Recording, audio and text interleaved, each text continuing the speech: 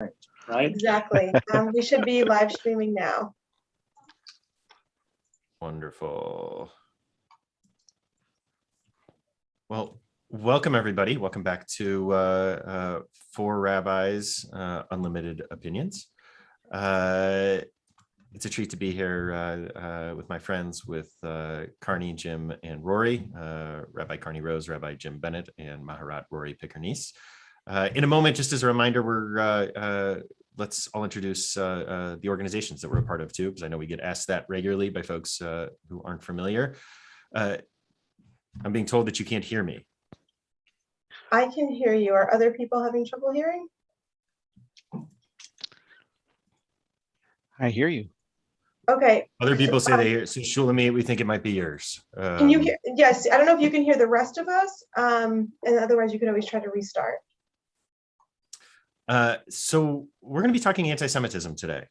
We're going to be talking about the experiences in particular that us as 21st century American Jews are having in our day-to-day lives with anti-Semitism. I think sometimes it may come as a bit of a surprise to many folks, just what it's like to be a public Jew in the United States today.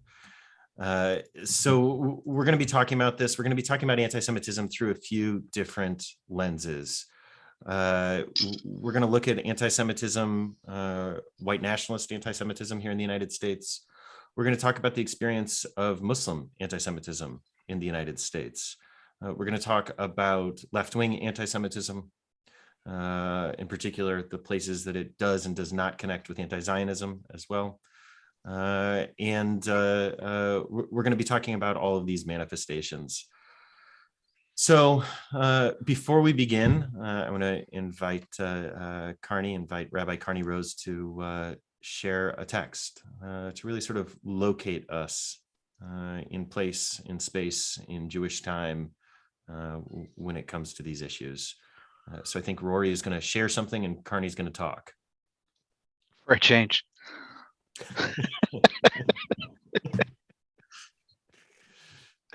So we're hoping to see the text at any moment, but the text we're going to introduce is a text from the Haggadah, which is quite familiar to many of us. It is the text that begins, V'hi she'amda la'avotenu. Wow, it's really big.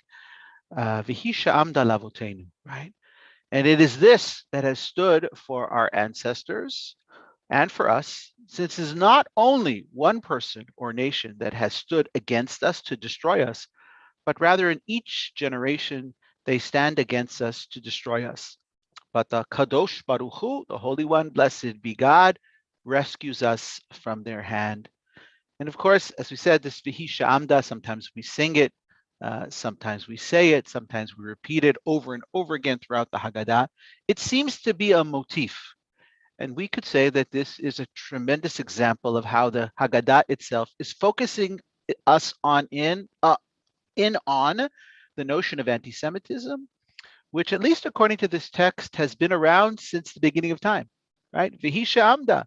This is what ultimately has been the standing position, right? This is the ongoing existential reality of where Jews find themselves in every generation. And one way or another, the Holy Blessed One intervenes on our behalf. And so we move from the difficult moment, from the narrow place to a place of expansiveness, right? And that is, I think, what the text says here. There's much that we can say, and we're going to have each of us reflect on it. And since, as they say in the Talmud, once you have the shofar, blow. So I have the shofar, and I want to make the case that this V'hi she'amda is something interesting. I read this in a Haggadah that's attributed to the Mekubalim, to Kabbalists. If everybody will take a look at the word V'hi, which is the first word of this section, V'hi she'amda, this particular Kabbalistic explanation says, what is it that has stood the test of time? It's not the anti-Semitism, it's not the hatred, but rather something else. When it says V'hi she'amda, it stands for something that begins with a vav or is represented by a vav, something that is represented by a hey, something that's represented by a yud, and something that's represented by an aleph. And I'm sure that I could go around with our colleagues and we could go through what is represented by a Vav and what's represented by a Hey and what's by a Yud and what an Aleph.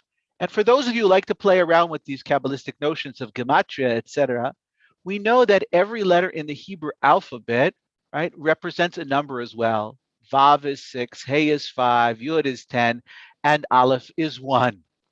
So let's work backwards, right? Look at this text. Let's start with the Aleph.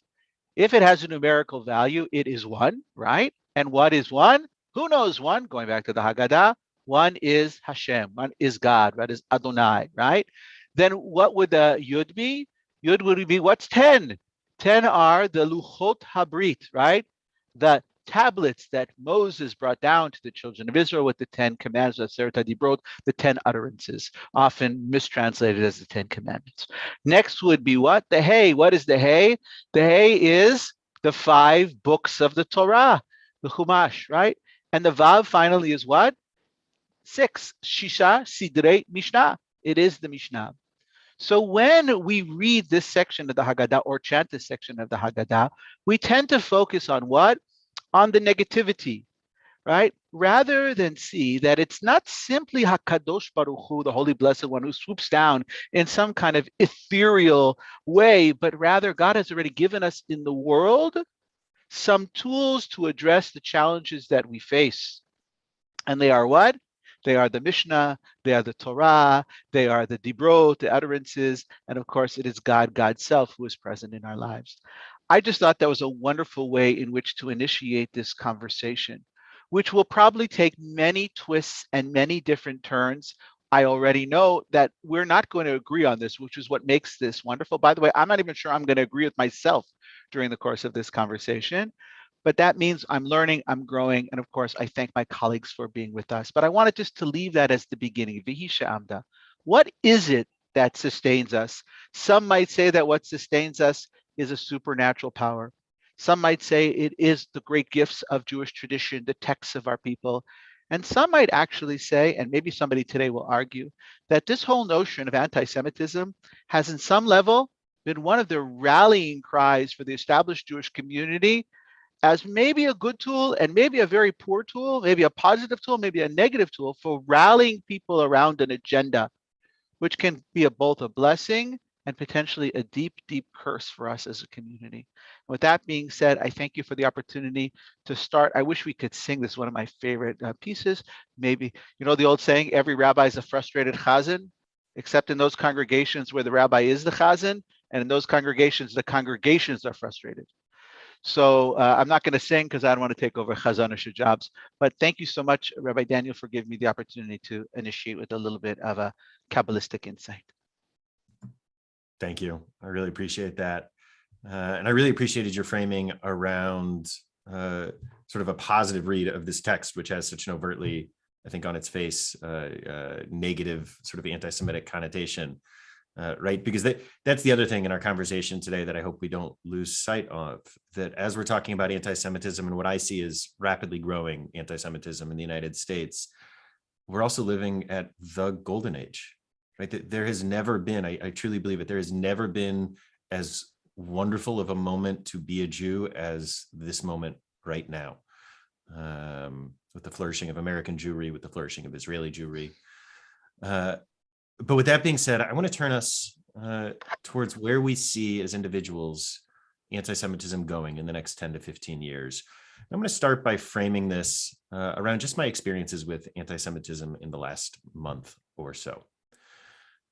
So just about every month, at least at CRC, I'm assuming that you all experience something similar. We have a coordinated online harassment campaign that happens where 3, 4, 5, 6 folks all at once will join in, and across all of the various places where we send our streams, we'll have all sorts of comments, kikes to the oven, finish Hitler's job, these sorts of things. It happens constantly. Autumn, who's helping to produce this, deals with it, as does their volunteers. And I've become so inured to it, I think, just it's so common at this point, that I almost forget it as being a significant thing, except we had 2 volunteers who were helping to produce the stream a couple weeks ago, and they were incredibly shaken.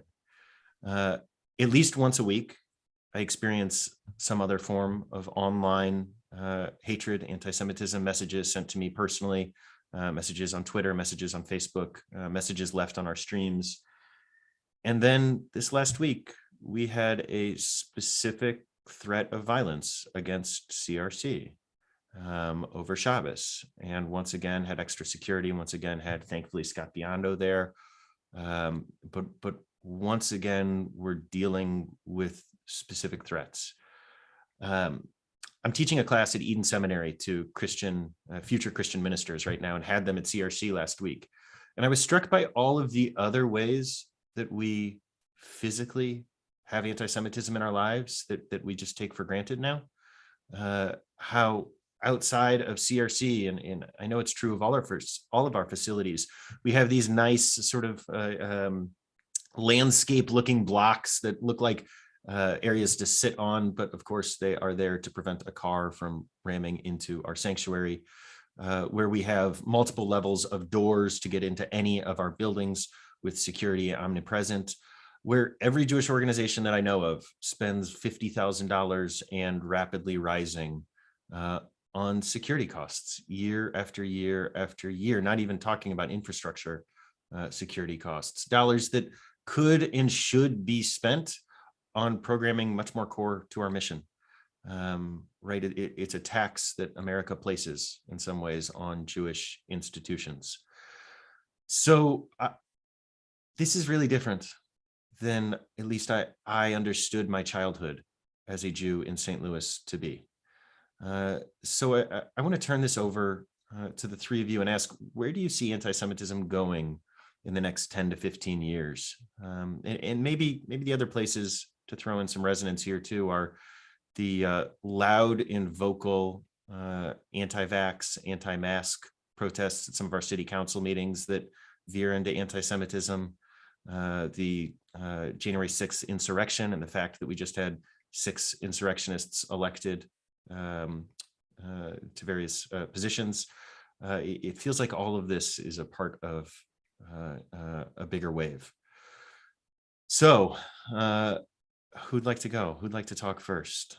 Again, with the idea of where do you see anti-Semitism going in the next 10 to 15 years in our institutions, in our lives here in the United States as American Jews?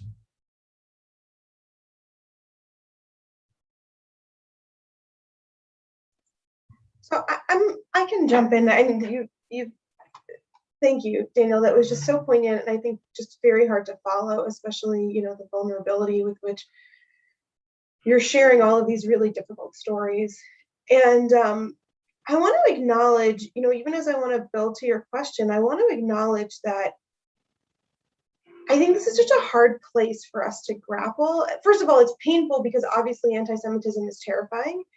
And I think also as a Jewish community, nobody's going to say that anti-Semitism is not a real and present danger, right? What I mean by that in the sense that I think, right, like even if somebody's not experiencing it right now, there's always that fear that, if one of us were to say that and then something were to happen tomorrow, then where would we all be, right? Like, because of course, right, like no one can ever guarantee what a future looks like. So I want to like sit with the very real stories that you've shared, and I want to acknowledge that many of us might have different stories, and many of us, including the ones who are speaking and the ones who are listening. And I want to just kind of name, I think, some of that discomfort, because who among us, I remember living in New York after 9/11 when there was like that color-coded system, right? So you was like, we were like on orange alert, and I remember thinking like, no, like we're never going to be green, right? Like no one's ever going to be able to say like we're safe, because who can promise, right? None of us can see the future. So I just want to like kind of sit with that within this as well. And I think I also want to kind of step back a little bit to say, as we talk about anti-Semitism, I think we're talking about very, very real threats. I think we're talking about, when I say threats, I mean like the fear of personal attack. I think the rhetoric that you've described, right, and I think that rhetoric is scary because so often that rhetoric has led to physical attacks. But I think also for me, I sit with a lot of the discomfort of the stereotypes that many people don't even realize that they're a part of, or not kind of realizing. So I don't tend to talk as much about anti-Semitism as much as I find myself talking about anti-Semitic rhetoric or anti-Semitic tropes, right? And to me, part of this is a really important distinction, because I think very often the people who are saying these things, not the people, look, the people who are coming on and saying like Jews back to the ovens, I think is no question, right? But I think very often, like more for me, I find myself with people who genuinely would never consider themselves anti-Semitic, would even think of themselves as people who are really good friends with Jews, or who, want to be embracing of Jews, who don't realize that the things that they say are actually, things that might be scary. And so, like, I can give an example where I had coffee with somebody the other day. They were introducing me to somebody who was from a different country, and so, it was like, as they said this person's name, and I won't use, right, but it was like, this is Joe. Joe's from Vietnam. This is Rory. Like, it was like Joe Vietnam, Rory Israel. And I was like, wait a minute, I'm from America.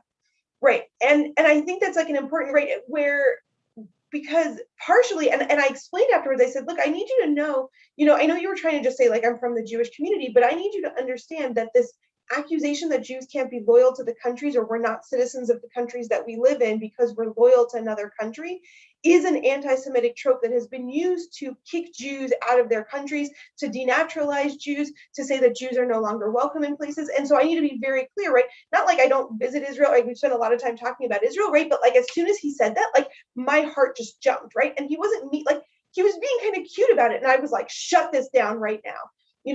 But I had the need to kind of explain to him, to say, I need you to understand the backdrop to this. And so I also find, and I find myself having these really scary reactions, because I think the more that also that rhetoric is allowed to take hold, the more like people don't realize, but then there's like insidious ideas just start, right? So like, he didn't mean anything by it, but the more people start to kind of be like, oh, Jews aren't really focused on America, or all Jews are focused on foreign interests, right? Like that, like you just need that to, right, that keeps on rising. And then suddenly we start to get into what I find to be very, very scary territory. So I don't know what the future of America is. I simultaneously hold, like, where I do see these attacks. I also, for me, I see more than any other time when these attacks happen, leadership speaking up against these attacks. So, you referenced, Daniel, the city council meetings, but I stood next to the county council meetings specifically, and I stood next to Sam Page when, like, within a day, he was like, I want to hold a press conference to condemn this, and I need people to be standing next to me. We saw, like, I think about, like, look, we just had the anniversary of the horrific attacks at Tree of Life Synagogue in Pittsburgh, but you all were there when 2,500 people showed up within a day's notice. And stood alongside us. And so I sit with that, right? Like, these attacks are real, and I don't know what the future is, but I also know that there are people in this country who are quick and who are powerful voices, who stand alongside us, who condemn. And so I'm a little bit, I guess, kind of like with the Mr. Rogers, right? Like, in scary situations, look for the helpers, right? Like, do we, to me, like, some of the time I think there's a few people who are the people who, think it's funny to come onto the CRC calls and to do these horrific things, right? But like, there's so many more voices that are ready to stand alongside us when that happens. Jim, what about you? Where do you see anti-Semitism going? Well, yeah, thanks for asking. So I want to go back to the text that Carney started with, and just make a comment.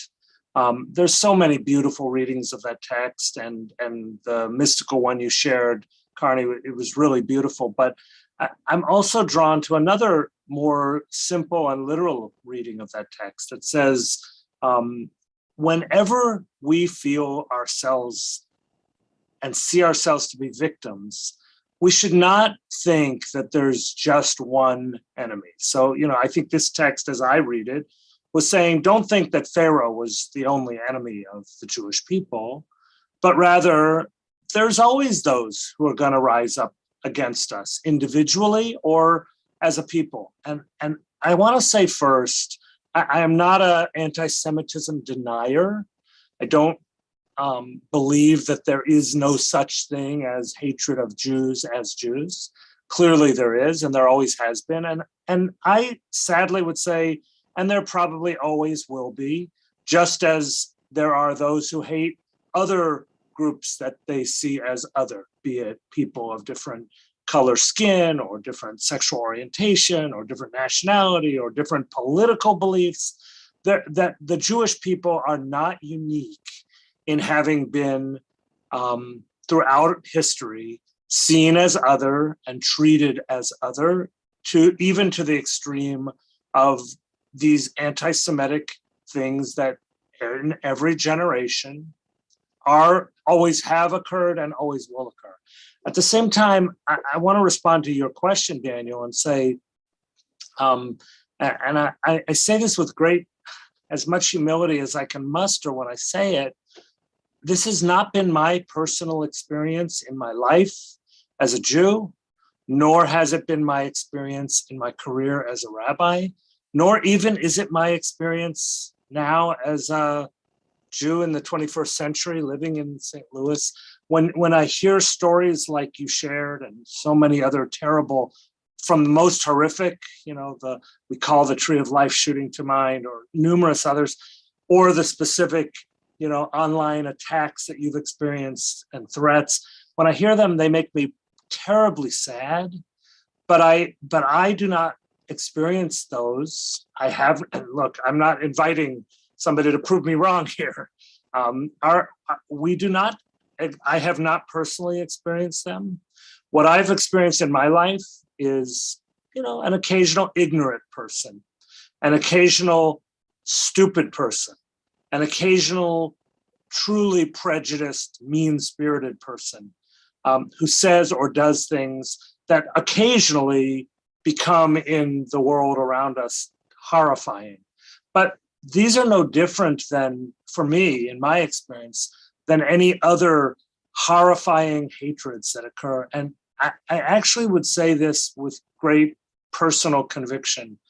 I think we make a big mistake when we focus upon anti-Semitism and say we are victims. Because I think if we look objectively at history, not the trajectory of our own lives, things were more peaceful when I was growing up as a kid 50, 60 years ago. There was less evidence explicitly of, this kind of public hatred, but there was less of all the hatred in those days than there is today. We are much more, divided as people and communities and ideologies. I think when we look at the trajectory of history, there's probably never, as you said, Daniel, it's a golden age. We have never been less victim in history than we as Jews are today. Israel is a strong, powerful nation. The Jewish people have flourished and succeeded as individuals and as people throughout history and across the globe.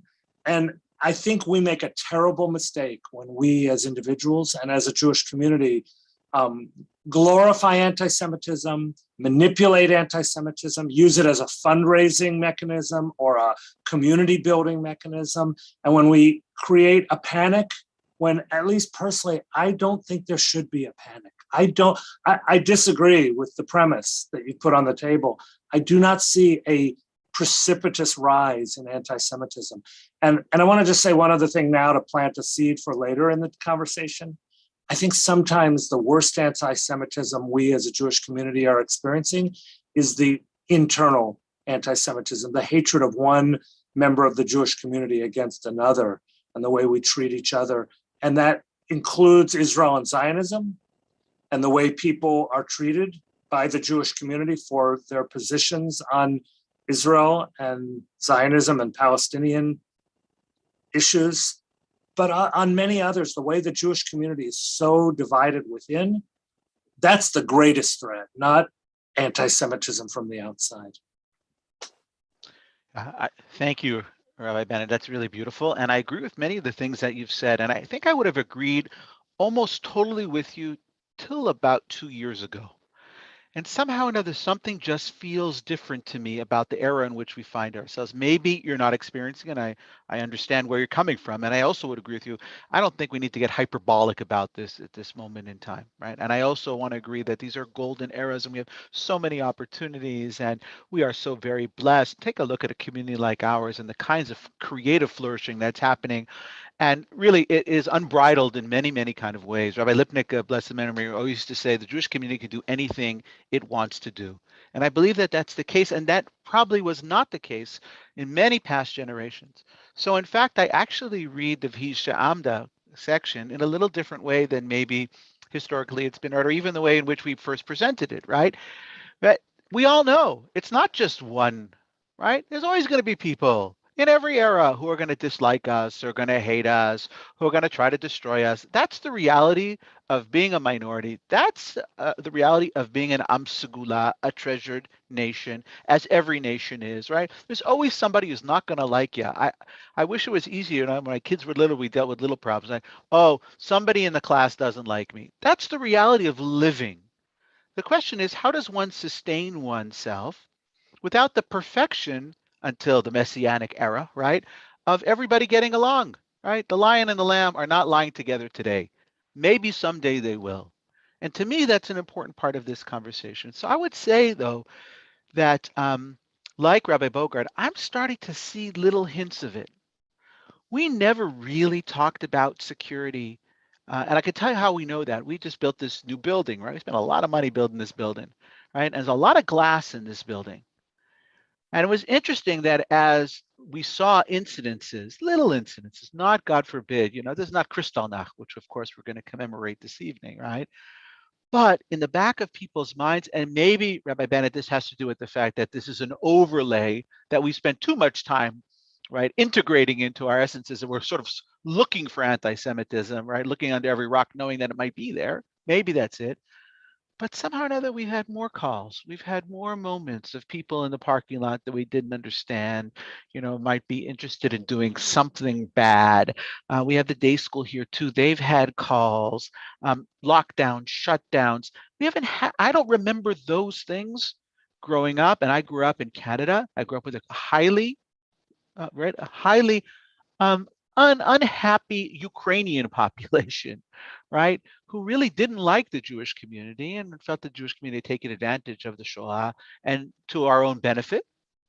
And there were a lot of little things that happened during the course of time. I don't think I felt it until now. So I think we're at a liminal moment. And I actually think somebody else has already said this, that it's not just within our community. Hatred is proliferating. Hatred is growing. Lack of respect for one another internally and externally in our world is fomented, has been fomented, and continues to be fomented. And I think our job as Jews is to do whatever we can, right, to help ourselves, save ourselves. And when I say ourselves, I don't mean the Jewish community, I mean our world from this terrible plague which is upon us of hatred and the inability to have a sense of coexistence, right? You don't always have to be right. You don't always have to have the last word. You don't always have to be able to be the one who comes out on top. And you don't have to beat your opponent, right, to a pulp. And I think that's the reality that I'm seeing increasing. And so, as with all, you know, the tide raises all the ships, it's exactly the opposite. The negativity, the wave of negativity highlights all anti-anything, right? So white supremacy, right? We see all anti-gay, lesbian, LGBTQ community, all those things that we're seeing that are driving us absolutely crazy. We can't understand it, and the narrow-mindedness. And I will say one other thing that disturbs me, and then I'll hand it back over. But Rabbi Bennett talked about the internal Jewish communal. I find it so sad that if people who have experienced as much maligning as we have experienced, that we can contribute in ways that are very subtle. And I mentioned this, that when I lived in Japan, there was an anti-Semitism of emulation. People wanted to be like Jews, right? The number one selling book when I lived in Tokyo was How to Do Business Like a Jew. And the Japanese didn't even see that as a negative, but we understood it as a negative. We heard such titles of books, right? Right, Rothschild and all the kinds of things that people would say about us, that we automatically had, you know, a lot of money and we had all the power. That we do that now. We as Jews sometimes cast aspersions on other groups and cast them with one big broad brushstroke without nuance. And nuance is going to be the key, I think, in this era to addressing the issues of hatred that are plaguing us all and will ultimately take us, I think, into tohu vavohu, and not in a good way, right, into this tabula rasa, which we cannot live with as a community.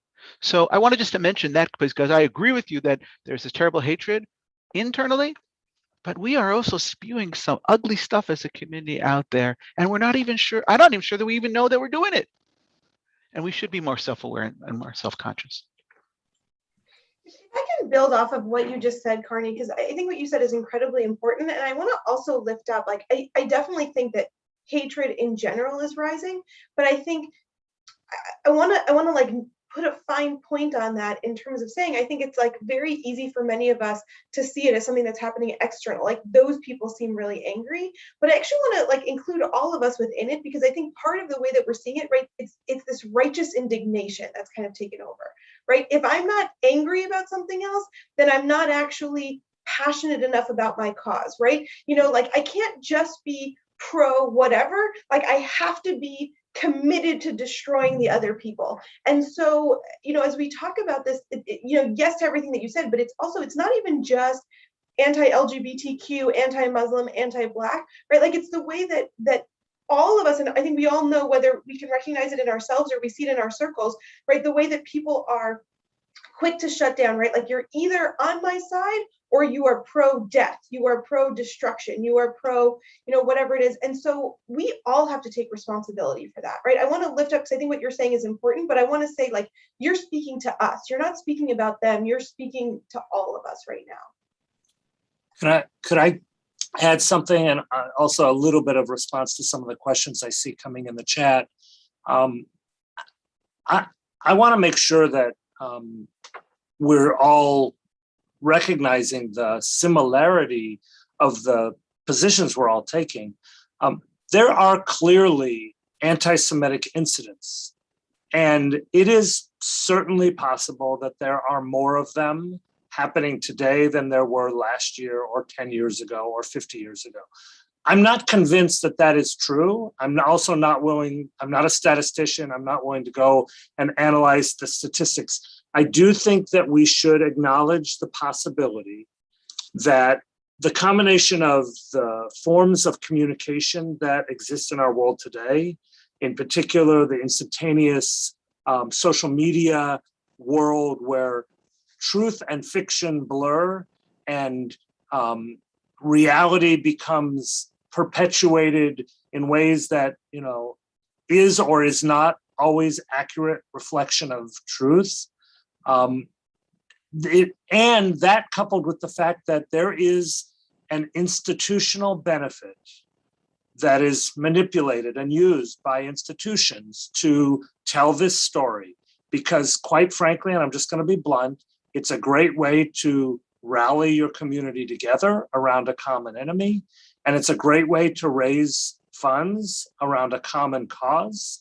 And it's a great way, and I'll give you a specific example of this. In the early 2000s, following the attacks in New York of 9/11 and in Washington, D.C., there was a tremendous amount of money raised for security, quote, security, in Jewish communal life and outside of Jewish communal life, just in America. Anybody and everybody was willing to contribute for the illusion of or for the reality of security. We all subjected ourselves to that narrative. We all accepted it. We started taking our shoes off when we went through the airport. We were willing to pay charges that we had never paid before for the illusion of security, all because of a real incident that really happened. But were all of us truly at risk? I think we could ask that question still today, 20 years later. Were we really daily at risk? I don't know. And I'm not convinced that the report of, 82% of Americans report that anti-Semitism has increased or believe that it has increased. I think you need to parse that much more carefully and ask, does that mean that I saw it on the internet? That I saw a meme? I saw it on Facebook? I saw it on Instagram or Twitter that people are reporting it? Is that qualify? Do 82% of American Jews actually report personally having been victimized by anti-Semitism? I seriously doubt that. And I think we need to be very, very careful about what we say and what we do and how we respond. And I will go back and say, I don't believe we are the most victimized population today. There are much more vulnerable populations than the Jewish community, notwithstanding that, yes, anti-Semitism is horrible when it happens. I want to just add to my dad, Rabbi Neil, grew up in Brooklyn. And whenever he says the word program, it comes out pogrom, right? And I was thinking about that as Rabbi Bennett just said what he said, right? Sometimes the pogrom is the program. In other words, we build off this negativity in order to benefit a cause. And I'm not even sure we're aware of it. I don't want to make it so Machiavellian, right? I think people just don't realize that it's an easy way in which to drum up business, right? The pogrom becomes the program. And I remember that when I was a student activist, when I was in college, one of the things that we did was, the best way to get people to do something, right, to move off the dime, is to talk about a crisis and maybe to even fabricate or engineer a crisis. And so I appreciate that. By the way, I just would say in general that the Jewish community has enough real crises that need to be addressed. So creating them, like, enough is enough. I also want to add just, another piece to this conversation. I'm so glad that Rabbi Bogart, you kind of really introduced this to us. I am tremendously fearful of coming down on one side or another because I really don't want to be proven wrong. Okay. So I wanted to stay, shomrim afked le'ircha. I want to stand on guard. Right? I grew up in Canada, so I stand on guard. Right. But I really want to stand on guard. I think we're at a wait and see moment in time. And I don't want to cast my vote with there is no anti-Semitism and it's not on the rise, and all those kind of games. And I think the things that you said, by the way, are really spot on, Rabbi. And I actually put it in the chat that I think that the news cycle and the way in which we do it changes the whole, it's a game changer for everything. But I just want to stand on guard. And I think that if we can do anything as leaders in the community at this moment in time is to say, let's wait and see. Let's not begin yet to hyperventilate, but let us not turn a blind eye to what could become, right, very difficult for our community. And also let us not turn a blind eye to what's already been said, that our responsibility is not just the tip of our nose or the edges of the denominations or the post-denominations or the end of the Jewish community. We don't want to live in a world where people are destroying one another, right? That's not what we were here for. We weren't put in this world as humans and as Jews to do anything but to make the place le'ovda v'leshomra, to work it and to protect it and to bring value added. God, we are God's, stake in human history, Shashler used to say, right? We are the return on investment that the Kadosh Baruch Hu, the Holy Blessed One, puts into the world.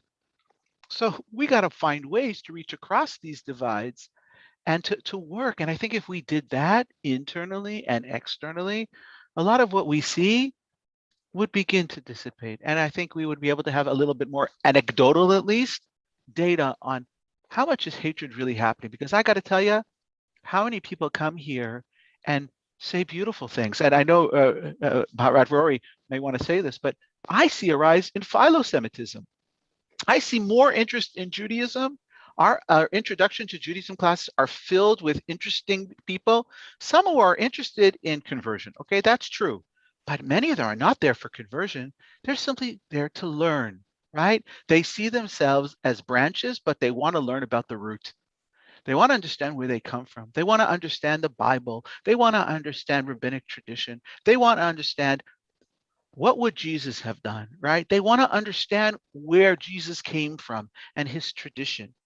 And I think that's a beautiful moment in time. And I want to take advantage and capitalize on that because I think that would diminish in many, many ways. And so if I ask myself, the rise in anti-Semitism is over 80% incidence, blah, blah. What about the rise of philo-Semitism? Is it equal? Does it balance itself out in some kind of way? Are we making inroads? And by the way, I think the Maharat probably can talk about this more than anybody else. The number of calls she gets from interested people who want to understand about Judaism. I'm watching because, the student to student is something that my kid participates in. My kid comes home and talks to me about how exciting, all four of my kids have done this, what exciting interchanges they have. what opportunities they have meeting such fascinating, interesting, sensitive, and in some cases ignorant people with lots and lots and lots of questions, but interested, not from a place of being angry or hatred, but from a place of needing to understand and wanting to understand, yearning for a relationship. Did you want to jump in, Daniel? Because I have other things I can say. Go for it, Rory.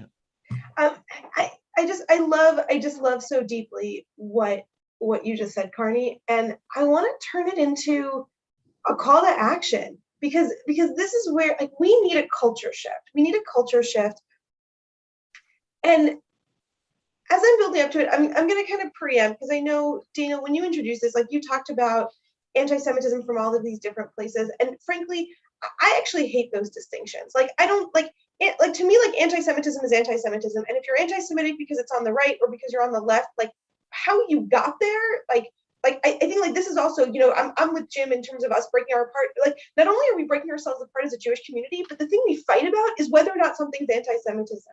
You know, I mean, like what was it like yesterday? You had like Marjorie Taylor Greene quoting Nation of Islam and Louis Farrakhan, and you had like a couple summers ago David Duke retweeted Ilhan Omar, and like all these like I don't actually care like what it was bringing everyone together. You know, it's like if you hate Jews, like this is a problem. But you know, like I want to go back to also what I was saying before about some of this like righteous indignation and all of this stuff, right? Because what happens is that first of all, I've been told by Jewish communal professionals that there is no greater fundraiser than anti-Semitism. Like organizations are invested in this. And I think like first, so one call is like, we all need to really ask ourselves, because like the number of conversations I've had with people where people will be like, say like, I'm scared of something. And I'll say, okay, what happened? And they'll say, nothing happened. Someone told me, right? Like, and all the time, right? I'll have coffee. People will say to me, you can't be a Zionist in a progressive space. And I'll say, what's progressive space were you in where you were attacked for being Zionist? And they'll say, I wasn't, but I've heard that. Right, or people will say, or exactly this, right? Like, you know, anti-Semitism is on the rise, and I'll say, what anti-Semitism have you experienced? And they'll say, I haven't, but I've been hearing about it. Right, like we all need to be doing better discernment. It doesn't mean that we shouldn't be like I'm with Carney, right? Like be on guard. Like I'm not setting the level to green. I'm not saying throw all of this away, but until something like I'm not looking to freak out until there's something to freak out about. But even when there's something to freak out about, I'm still not telling everyone to freak out, because this is the other thing, right? Like this is where the righteous indignation comes in. So I want to share just a couple of stories to me, like what it highlights, right? So in 2017, many of us remember when the cemetery in University City was desecrated, right? And I want to be clear, right? That was not ultimately ruled an anti-Semitic attack, but that gets at the core because of, again, this is why I talk about anti-Semitic tropes, right? Historically, attacking Jewish cemeteries has been a precursor to many wider attacks on the Jewish community. So that hit us incredibly hard and we felt it in that way, not to mention, of course, many of us who had family members who were buried there, all of those other types of things. That attack was not ruled to be an anti-Semitic attack, but it did inspire copycat attacks in other cities across the country. And so I was talking to colleagues because they were suddenly facing similar things. So Jewish cemeteries across the country were desecrated. And I remember at one point sitting with one of my colleagues right after they had gotten word. We happened to be at a conference when they got word that their cemetery was attacked.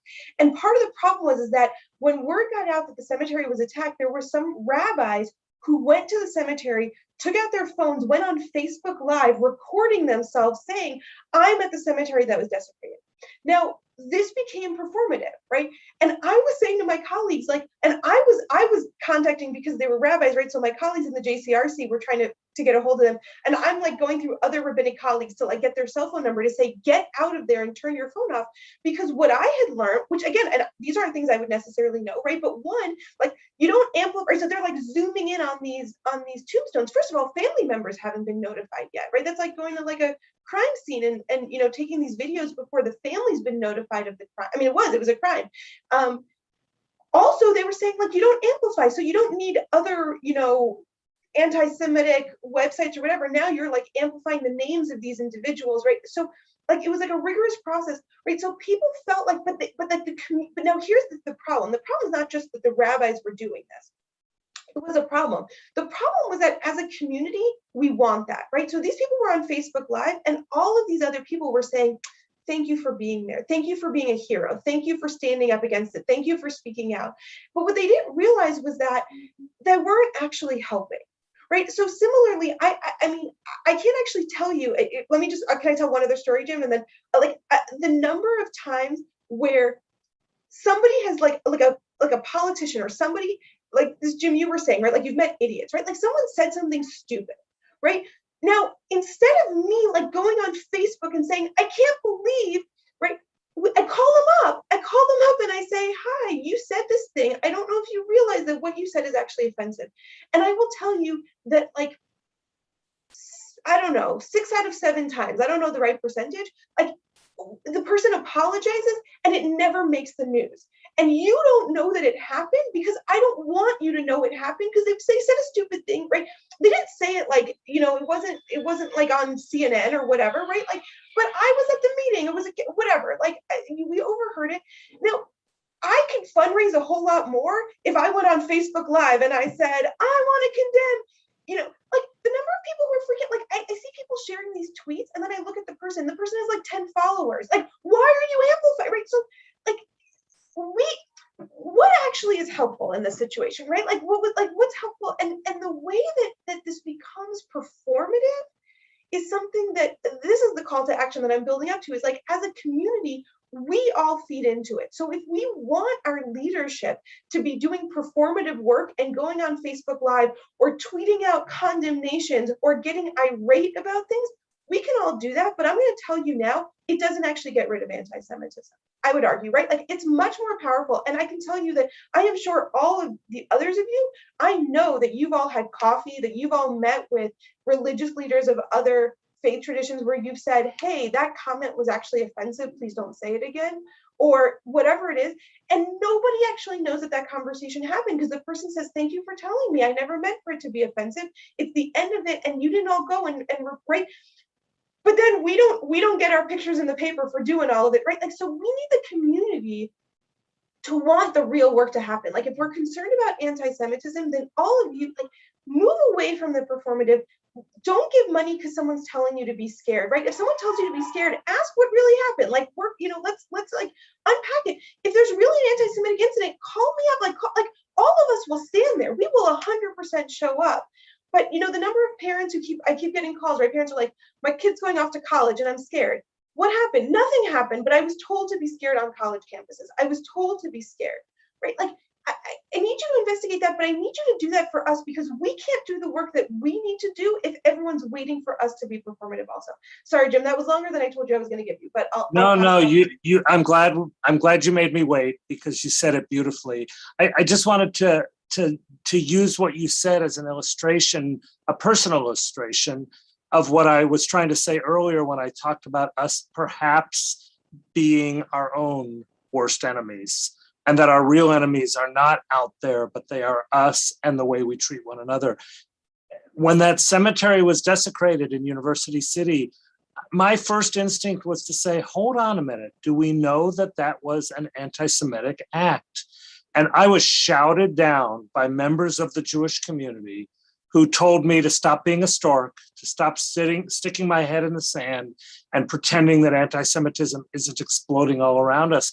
And I felt sadly vindicated when the end of the story came. But as you pointed out, and it's not just fundraising, it's ego and the need for recognition and to be the leading voice, to have the most likes on Facebook or Instagram, and to have followers listening to our shouts. And I fear that we are lemmings. We're leading ourselves over the cliff of fear. That's not to say there are enemies out there. That's what Vahisha Amdallah, there are in every generation people who hate us.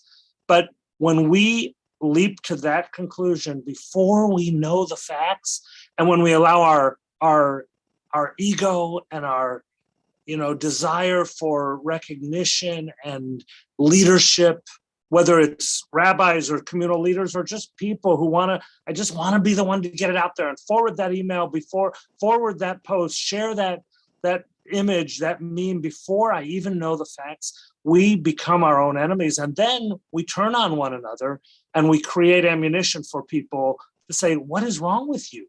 What is wrong with you people that you always go immediately to the conclusion that everybody hates you?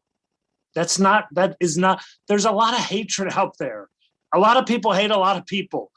And as a number of people have pointed out, that has become a commonly accepted mode of operation in our society today. And that is the evil that we should be working against. And I think about the great anti-Semitic arguments revolving around Israel and Zionism and the Palestinians. When Jews start screaming at hating each other, when many of us are trying to call attention to the greater moral impulse to allow all people to live freely, self-determined, and instead we turn it into anti-Semitism of Jew against Jew, we are our own worst enemies, and we are the purveyors, ironically, of anti-Semitism. So appreciate what you all said. And I think I agree with just about everything you said, Jim. I find myself these days sitting a little more where Carney's sitting. I think I really, really sat where you were sitting 5 years ago, and the amount of direct anti-Semitism I have experienced in the last 5 years. And I want to be clear, 5 years was 2015 and the rise of Trumpism. I also, when I think of the next 15 years, I know this will come as a deep surprise to the three of you. I am quite a pessimist when it comes to American democracy. I really believe American democracy is over. When we look out at the Senate, they're saying by 2040, 70% of the country will live in 15 states, which means that 30% of the country, overwhelmingly white, Christian, conservative, will control 70 Senate seats. Something like 40% of the presidential elections in my adult lifetime have gone to the white Christian loser of the popular vote. 5 of 9 Supreme Court justices right now are white Christians appointed by white Christians who lost the popular vote but won the white Christian vote, and approved by senates that did not represent the popular vote but instead represented the white Christian vote. I'm quite influenced by Eric Ward and his work, Skin in the Game. If people haven't read that essay, I so recommend it, where he shows the role that anti-Semitism plays in the theoretical and theological, in some ways, core of white nationalism different than white supremacy. And I look out and I see a Republican Party that in my eyes has become and is ever more becoming a white Christian nationalist party. And it terrifies me. It terrifies me about the future of this country, the future of democracy. I certainly don't believe that Jews are going to be on the front line of this, right? Queer folks and people of color, Black folks in particular, Muslims, right? Let's not forget that's where this started with the Muslim ban. And yet I'm quite pessimistic about the future of America and deeply pessimistic about the future safety of Jews in this country because of that. I mentioned the things that have happened recently, but I've also been on a train leaving the National Prayer Breakfast in 2016, where I was invited to speak because of anti-Islamophobia work I had been doing, and was accosted by someone right on the train, got right in my face and just screamed at me, "You kikes think you control the world. This isn't your place. It's not your country." While a train full of people, sat there and played on their phones and pretended like this wasn't happening as I got off at the next stop in the middle of nowhere, Maryland. And it just seems to be happening more and more. And I don't mean what I see in the news. I mean, what I experience in my life. I do wonder, there was a note in the chat about how CRC has always been sort of vocally pro-LGBTQ, a Black Lives Matter, pro-abortion rights. And I do wonder if part of the targeting is around that as well, right? It's worth remembering that Tree of Life Synagogue was targeted because of their work for immigrant advocacy. But yeah, I wish I still saw the world like I hear you seeing it, Jim. And I did see it. I mean, we talked about this many times, and I totally am on board and agree with you about the internal weaponization of anti-Semitism within the Jewish community, both for fundraising and for affiliation. Right? A lot of times, a lot of our places don't have so much of a sense of mission and why we're here and how we bring folks together. But anti-Semitism sure fills the seats and sells the tickets and raises the dollars. So I'm very much on board and agree with you there. I also just am more and more fearful about the country my children will live in. You know, every once in a while, we rabbis give sermons we need to hear. So am I allowed to say something that I need to hear at this moment in time after this very sobering comment? Do you remember the end of Masechet Sotah? There's this wonderful statement about when this person died, this midah, this quality disappeared from the world. And when this person died, this midah, right?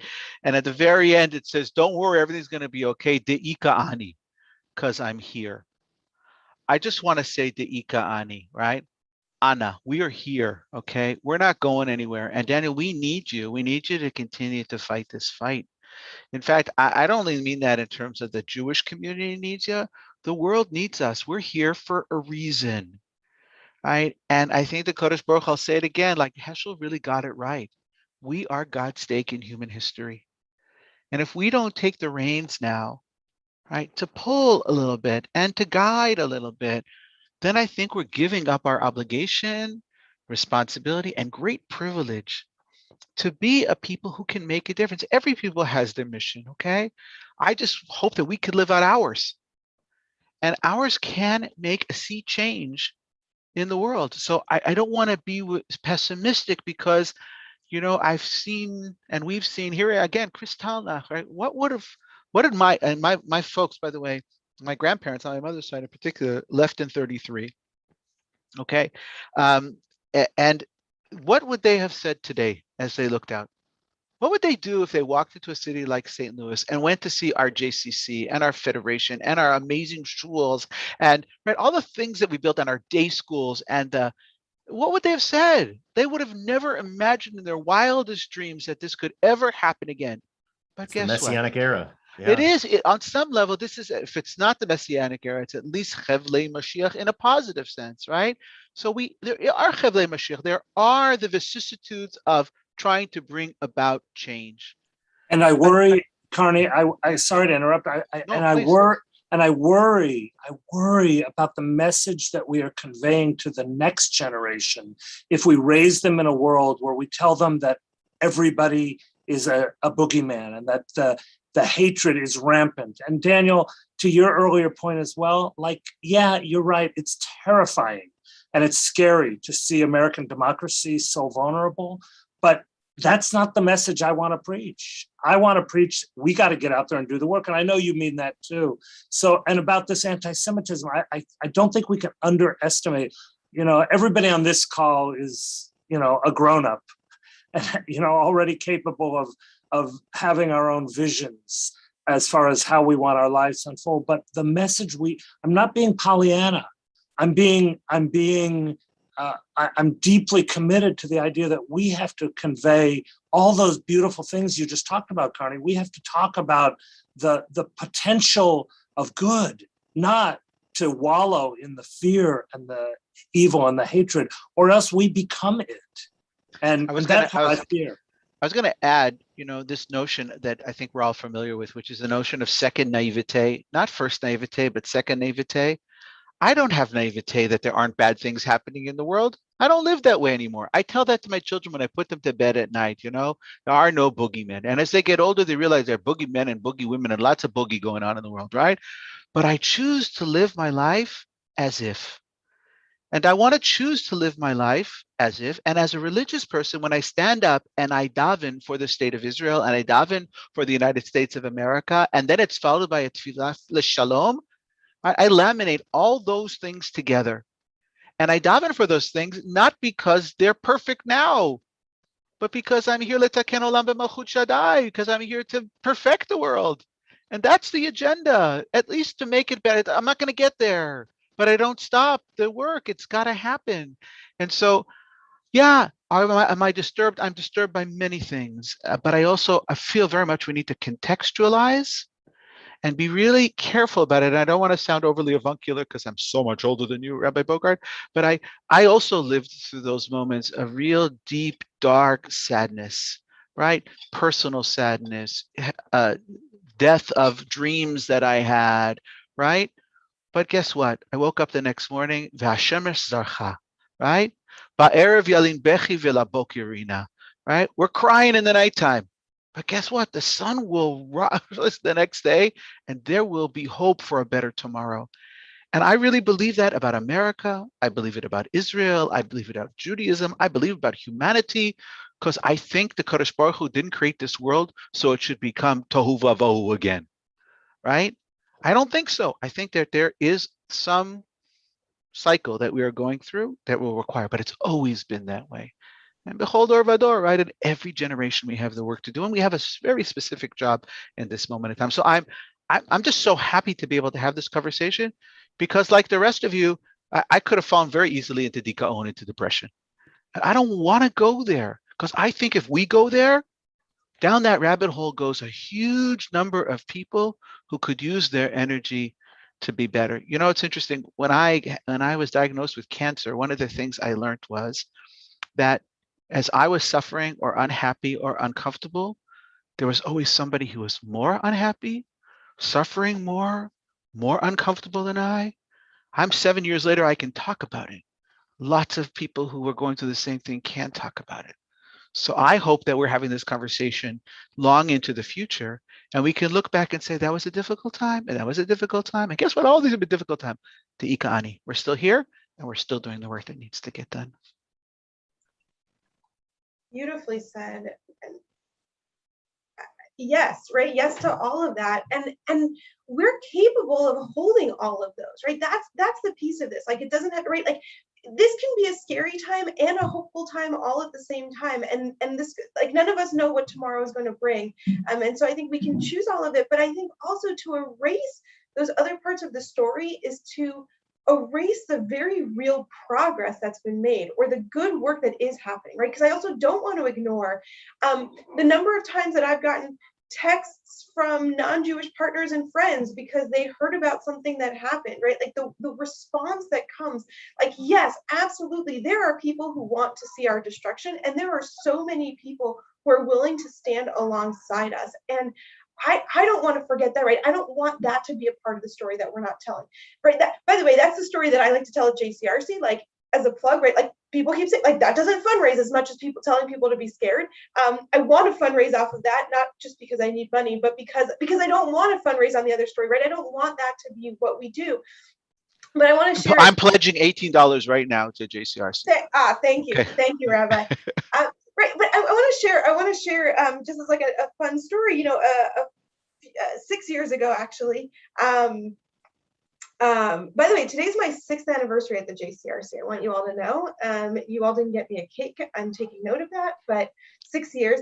But so 6 years. So we're going to take you to the doorway, and we're going to put an earring in your ear. You'll be indentured servant for life. That's 7, yeah. So no, just before I started with JCRC, I had gotten I had an invitation.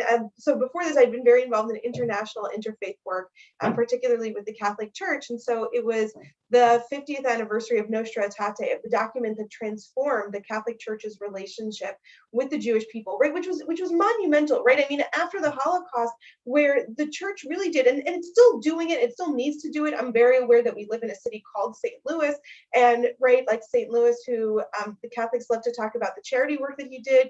We don't talk about the fact that he also burned the Talmud, right? Like, we can live with multiple truths all at the same time. But the Catholic Church really did a huge amount of introspection to say, what are the roots of anti-Semitism that we're responsible for, and how do we need to transform our understanding of the Jewish people? And they came out with this document, Nostra Aetate, fascinating history. We started talking a little bit with, like, this is also goes back to like Heschel and Soloveitchik and all that stuff we were talking about before. But so for the 50th anniversary, they were hosting this big conference in Rome, and I got invited to join the conference and to have not a private, but like to be part of like, I got to meet the Pope. I have this great picture of me with the Pope.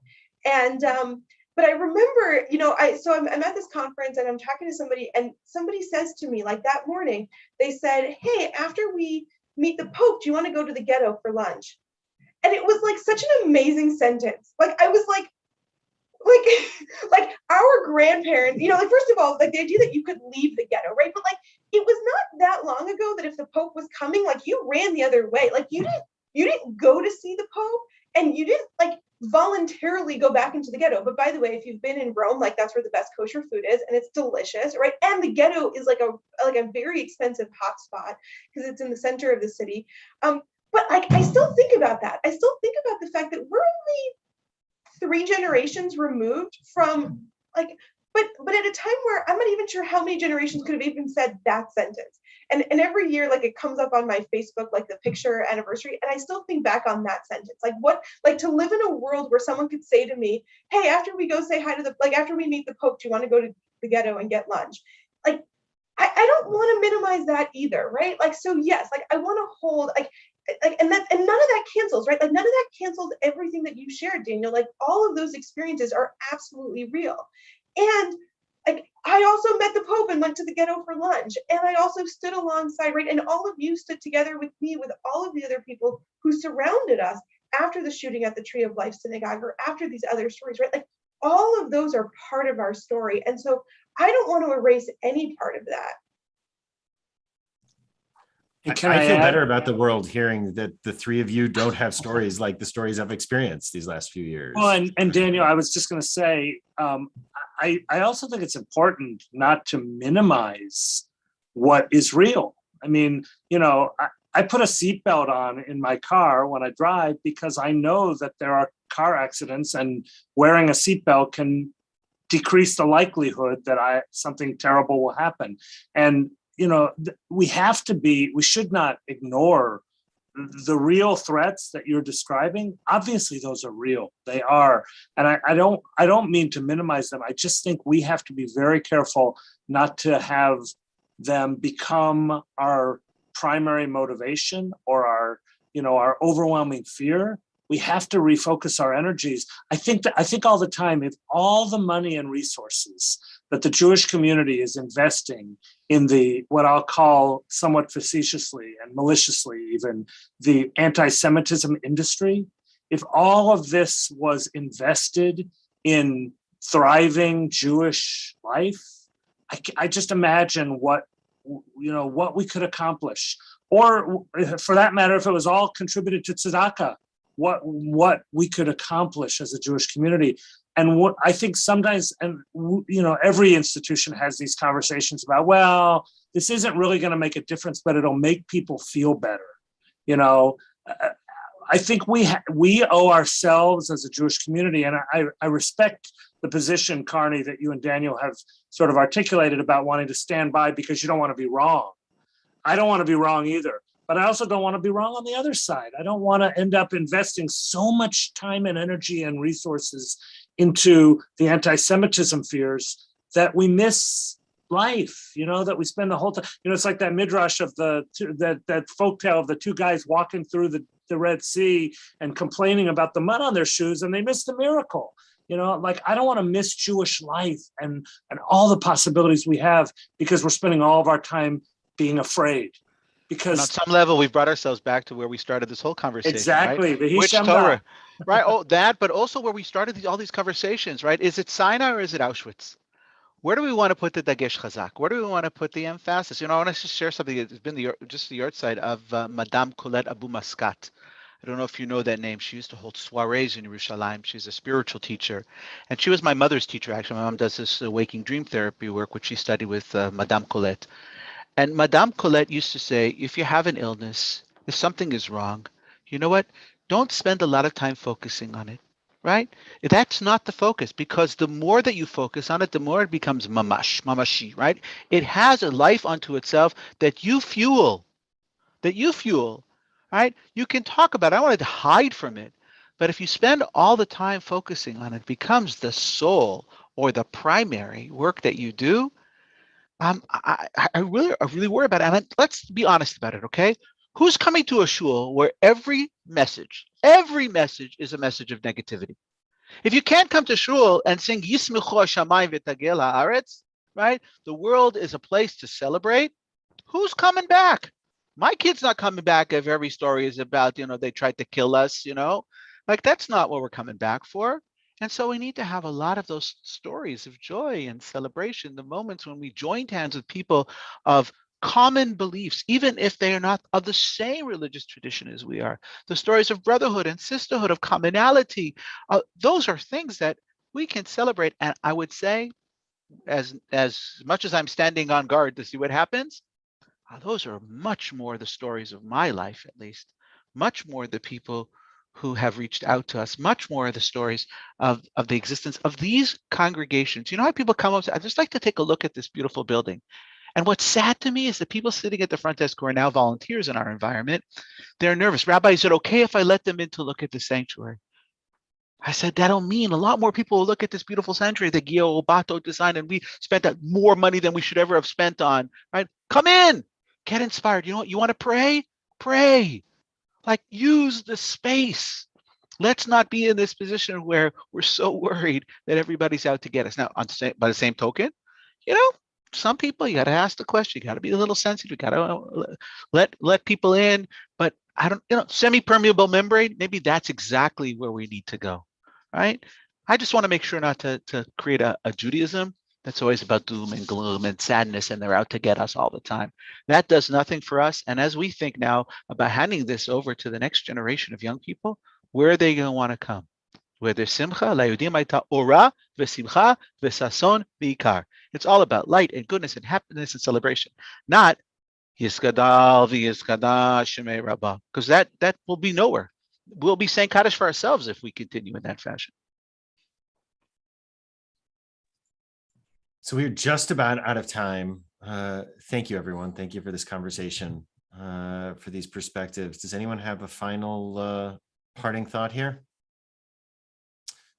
Okay. Thank you for your courage sharing your stories, Daniel. I mean, that's part of the, we all have to feel safe sharing our truths.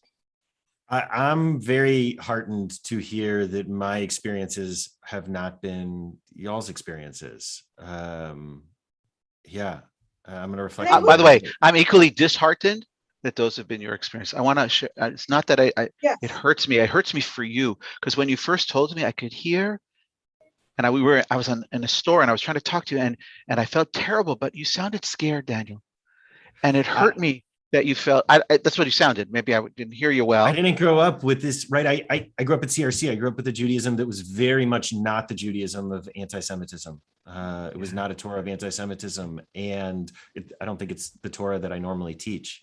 Right. But I worry about that. I just want to give you a little chizuk that you should know that there's so much to be joyous about. And I'd asked, I don't know if we're going to get to do it, but I asked that we have min hametzar, right?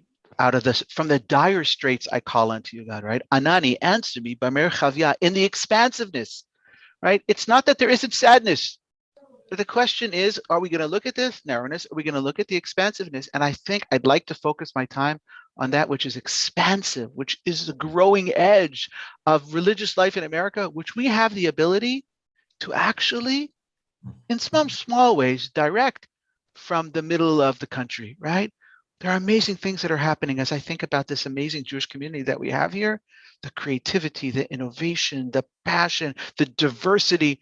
It is amazing to me. And I only take stock of it midday palm from time to time. And I think we should take stock of the positivity and the blessings that abound. And so I want to, talk about Mina Meitzah, not because I'm kvetching, but I'm putting myself in a narrow place. I want to get out of that narrow place. I want to get to an expansive place. So I don't know if we're going to do it. If not, I said the words anyway. We'll end with Mina Meitzar. Rory, then Jim. No, I just wanted to thank you for this discussion, and also to just lift up. I hope at no point, right?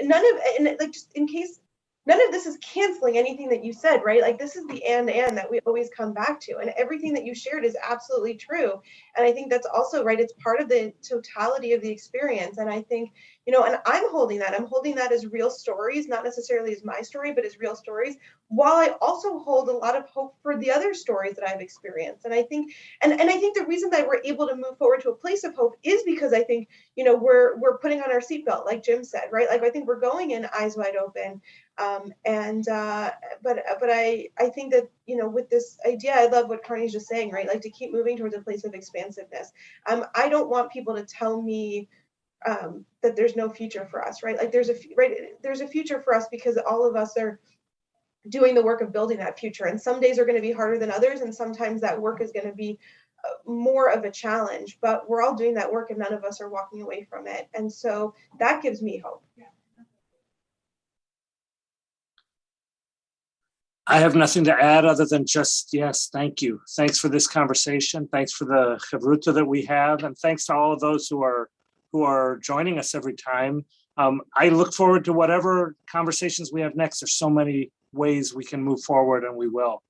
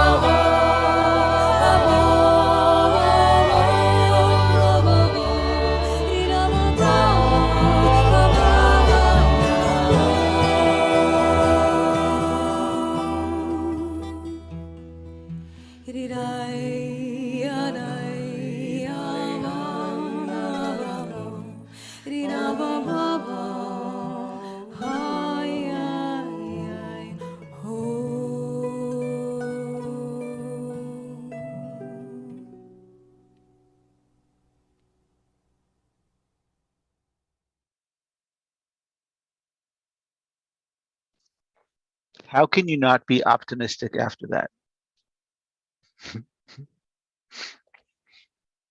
Thanks, everybody. Hey, Rabbi Jim, Yes, are you sir. free? Are you free right now, or